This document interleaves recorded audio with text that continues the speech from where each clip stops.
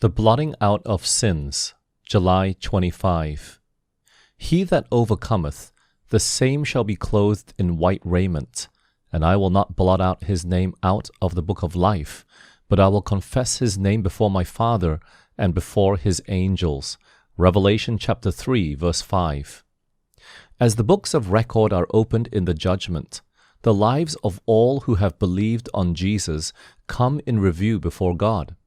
Beginning with those who first lived upon the earth, our advocate presents the cases of each successive generation and closes with the living. Every name is mentioned, every case closely investigated. Names are accepted, names rejected.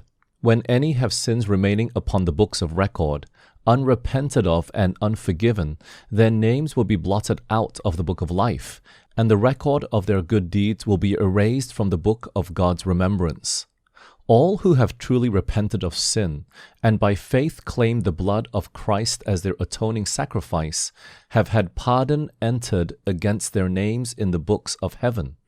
As they have become partakers of the righteousness of Christ, and their characters are found to be in harmony with the law of God, their sins will be blotted out, and they themselves will be accounted worthy of eternal life. The divine intercessor presents the plea that all who have overcome through faith in his blood be forgiven their transgressions, that they be restored to their Eden home and crowned as joint heirs with himself to the first dominion. While Jesus is pleading for the subjects of his grace, Satan accuses them before God as transgressors.